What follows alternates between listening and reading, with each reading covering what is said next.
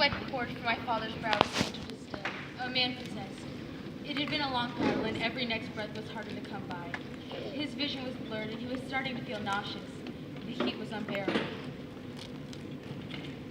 In anger, he remembered that the lamp had broken when my big sister Taylor and I had been playing catch in the hallway a few days before. After cleaning the mess, the Reverend had made sure that both of us had learned our lesson. Making sure we paid for our sin was his priority.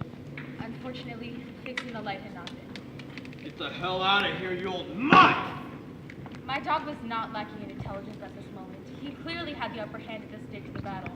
The Reverend had been drinking all night. His senses were dulled and his reflexes were slow.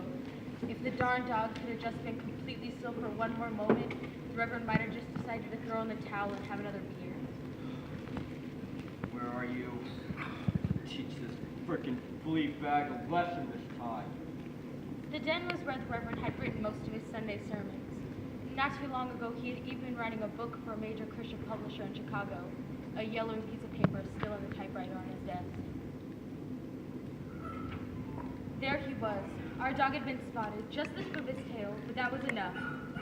He gave our dog one last chance to surrender. Game over, boy. Come here. Come on. Oh, I'm not gonna hurt you. Come give me a sloppy kiss. Where's my little Domino? Yes, I had named our dog after my favorite pizza place. I was only 5. That's it. Just a little bit closer. My little companion's head peeked around the corner of the desk, ears drooping down, submitting to his master. Dogs are the most forgiving animals. Domino cowered at the Reverend's feet, tail between legs, waiting for assurance that all was well between man and man's best friend. My father looked down at this as a sign of peace, a treaty, a time of forgiveness seemed to be in order. Stupid mutt! My father, the Reverend, swung his weapon at our dog with all of his might. Ah! Another blow straight to the middle of the spine, and our pet was knocked out. Cold. These two had fought many battles, but it was clear to me that the Reverend had finally won the war. I had been hiding behind his reading chair, quietly observing. I'm sure he never knew I had watched the whole thing. Nights like these, Taylor and I relaxed on the sidelines as the Reverend directed his brutality towards bad sports teams, cheap furniture, and helpless animals. Domino had been closed up in the house all day. Even the best trained dogs have an accident every once in a while. Going to be settled soon? Oh, sorry. Did I wake you? For once, I'm actually having a good dream. Far from this place. Oh. I'll try to be quiet so you can get back to it. Oh, God. Up now. Were you crying? No. Don't worry about it. Just try to sleep. Whatever. Busy day tomorrow. Are you sure you're okay? I miss Mom. Yeah, me too. Nicest. But I wasn't able to dream good dreams that night. I was restless, and I couldn't forget what I had seen in the den. Breakfast. Breakfast, girls! Don't make me come and get you! Taylor was awake, pacing. Something was on her mind. I couldn't help but noticing the bruises on her legs. Each morning, more scars, different places. Taylor was a bit of a tomboy, always riding bikes and climbing trees. She could pass these markings off as the battle wounds from a child, but I knew better. Taylor could make up some pretty believable tales. Who wouldn't believe the oldest daughter of a respected preacher? Why do you keep doing that? Back and forth again. No, Princess. We're going to be in so much trouble. Breakfast is getting cold, and the old man's called us 3 times already. Has he? Well, you better get your little ass out of bed before he does it for you. Taylor started to leave the room. I still wondered if she knew what had taken place the night before. Taylor? Yeah. About last night, it wasn't just missing Mom. There was something else, I figured. Did you hear anything? From the den?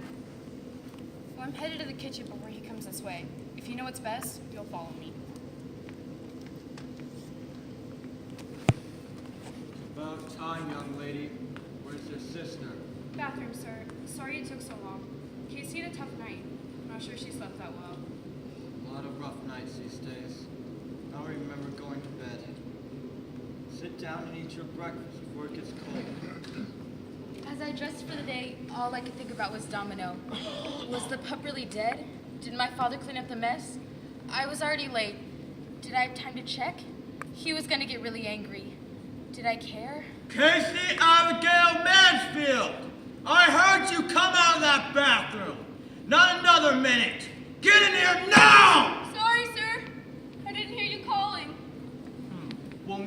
should have Dr. Paul check your hearing.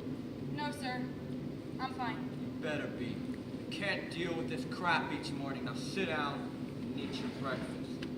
As I took my seat at the table, the Reverend threw down his newspaper and got each of us a juice box. A year earlier, breakfast would have included a prayer. No more. Not that day or any other. Those traditions for the congregation, public, open. Not in our home. Not behind closed doors. Aren't you going to eat? I'm not hungry. You know better than that. Hurry up. Okay. In the Reverend's house, you cleaned your bowl or suffered the consequences.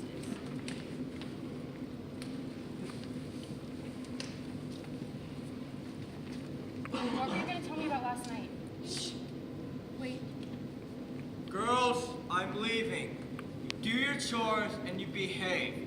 I'll be right next door and home for lunch. And I don't want to come home a minute sooner. Do you understand? Yes, sir.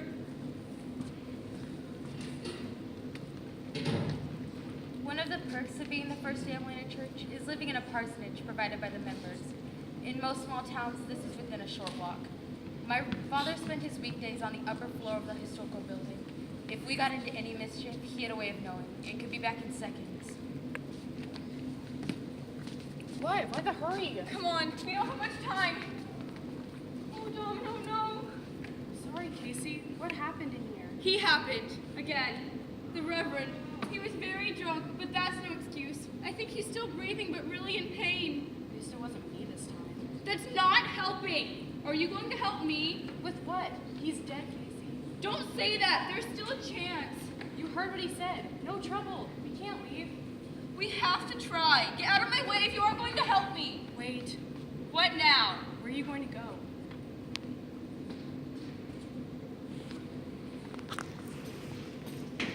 Taylor helped me that day. She knew how it felt to be beaten and discarded. But we knew we had to work quickly if we were going to get back before the Reverend. We took the long way around to the vet's office. There were 3 vets in our town, but Dr. Bessenfield had fled Austria as a child and is Jewish. He was least likely to notify the Reverend. Hello, girls. What on earth happened to this animal? This is Domino. He's pretty messed up. Can the doctor help? The doctor will be in soon. Do your parents know you're here? Taylor sensed that a story was needed, and Taylor had learned to tell some pretty believable tales. Miss, it must have happened last night. Domino here had an accident, and it stuck and stained up the carpet real bad. Our father thought that spending the night out back instead of sleeping at Casey's feet would teach him a good lesson. The sky was so clear and blue, what could go wrong? I tied him up and went inside without a second thought. This morning, after the Reverend left for church, Casey and I made a big bowl of kibble and headed out back to find him lying there under a tree branch that must have weighed 50 pounds. He was bloody and the grass was soaked underneath. We got here as soon as we could. Can he be saved? She listened to Taylor's whole story without writing down a word. Whether she believed or not was in question, but she didn't ask for any further explanation. There's a doctor now. There's a long story behind it. Girls need your help. Nancy, please take these girls into the next room.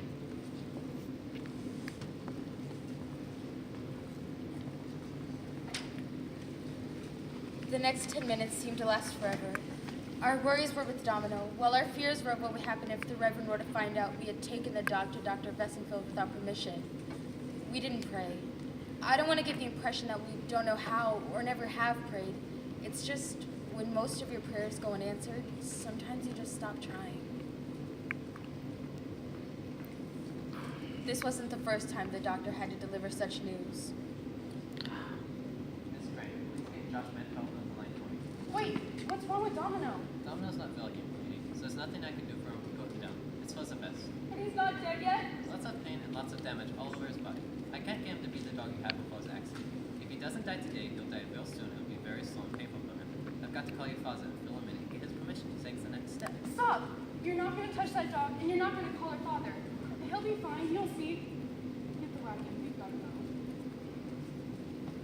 The doctor and Miss Grant just stood there, watching, shaking their heads in disapproval, but letting us do what they thought was best.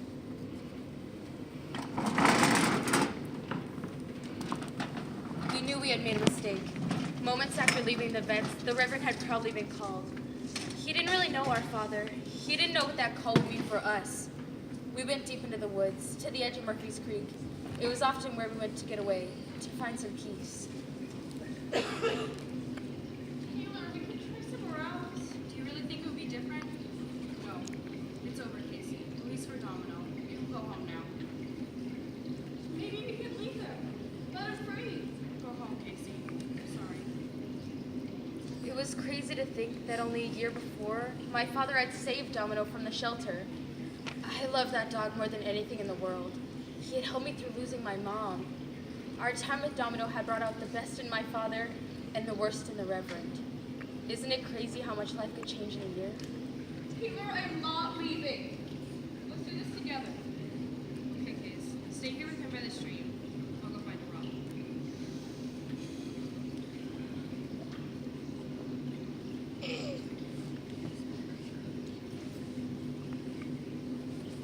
Did you get the chance to say goodbye?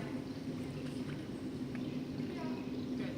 Now start walking away. I don't want this to be your last memory.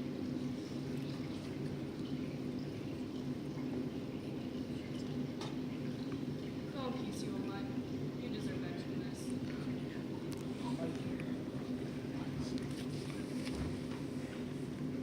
Taylor had stayed with Domino for a few minutes and then pushed him over onto the side into the gently flowing stream.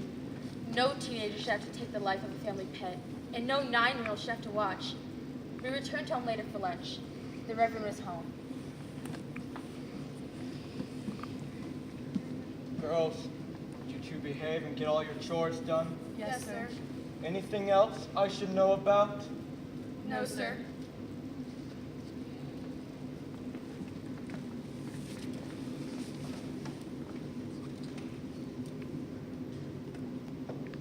Have any of you seen the dog?